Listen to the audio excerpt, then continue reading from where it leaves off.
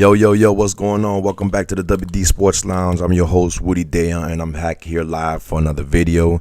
And stuff just went down, man. Shit just hit the fan. I ain't gonna lie to y'all, man. Make sure y'all tap in, like, share, subscribe to this channel, and let's get to it.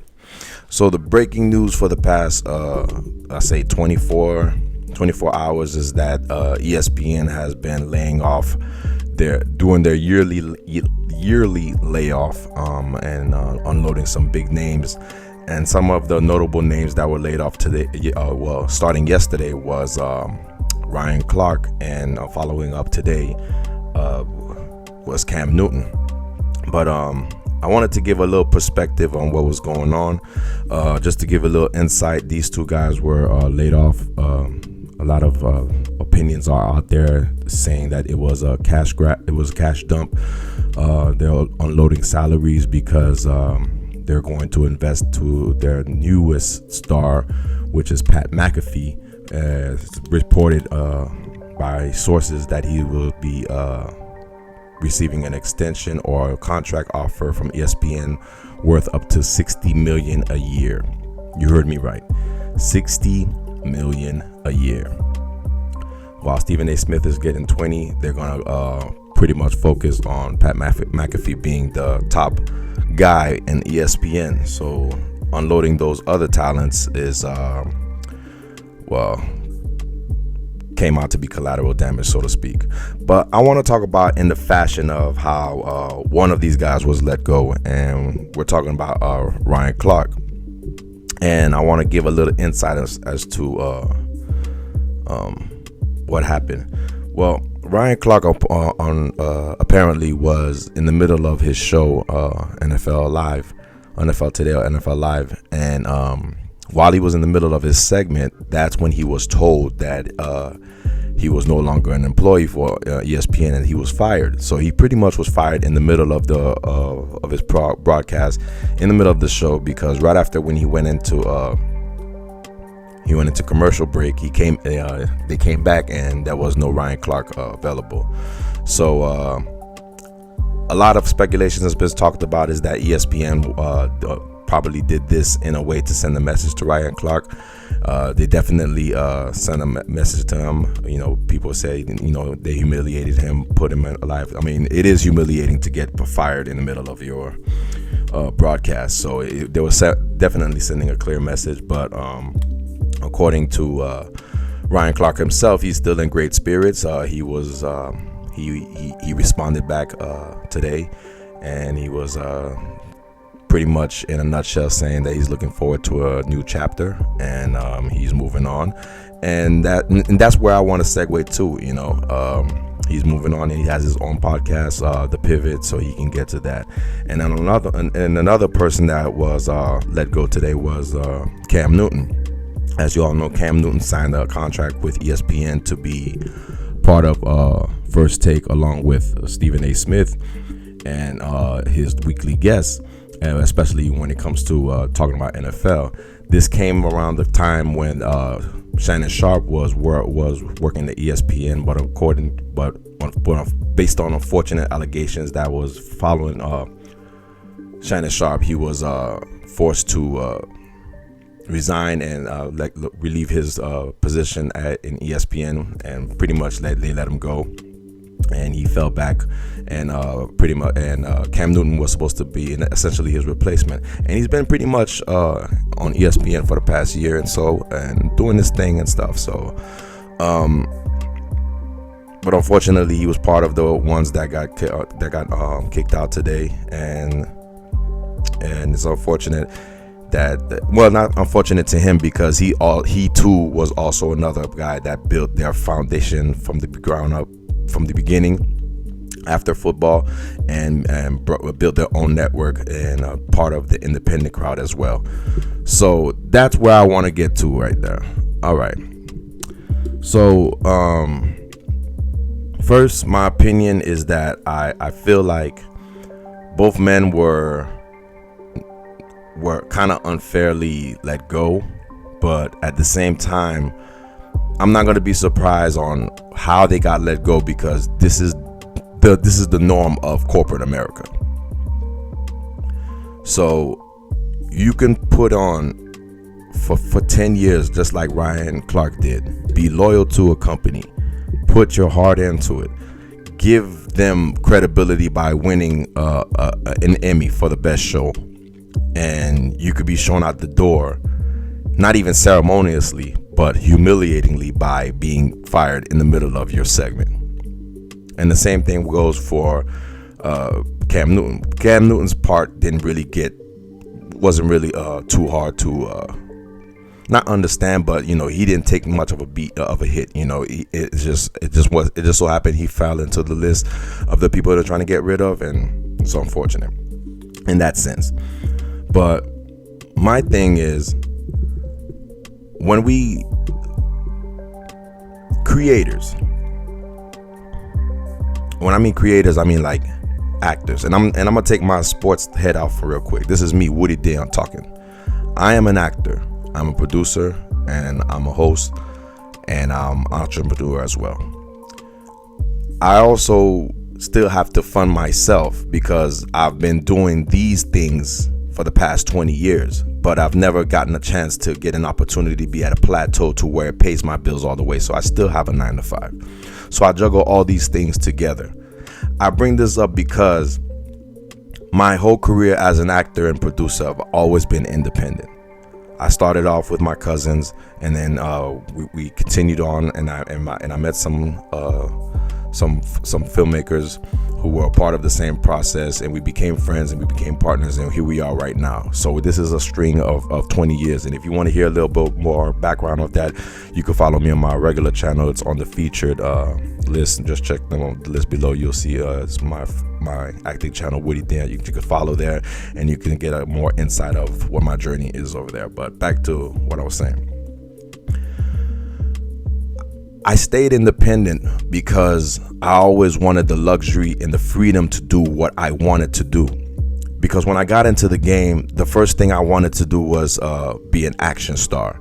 And I had the naive perception about Hollywood that if I did this, if I did that, if I joined SAG, if I joined the union, if I moved to Hollywood, if I got me an agent, if I got me a manager, this would lead me to the point where I would become a Hollywood star. It doesn't work that way. So in that sense, when I realized that it wouldn't work that way for me to go the traditional route, I went a different route. Around the time when independence was not even celebrated as it was right now.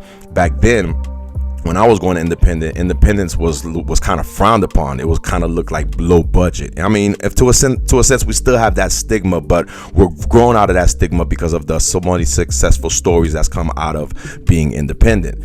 So I say this because I've always been independent, because I've always wanted to have control of my voice, control of my stories, and control of what destination I go to, and if I make a mistake, it's because I made a mistake, not because I put my destiny in somebody's hand.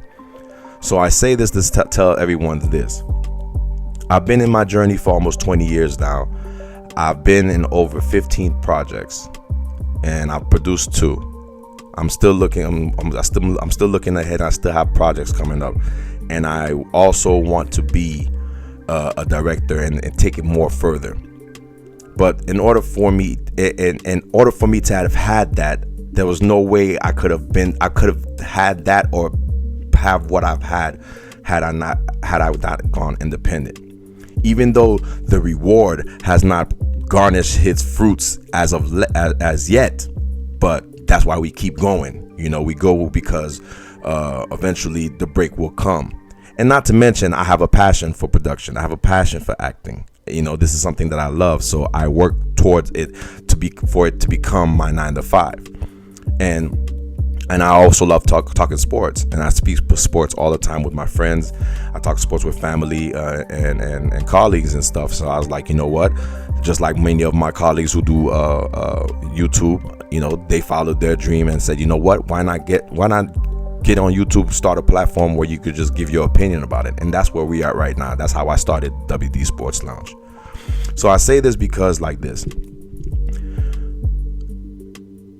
Being independent and building your own structure will always give you a sense of freedom and a sense of of accomplishment.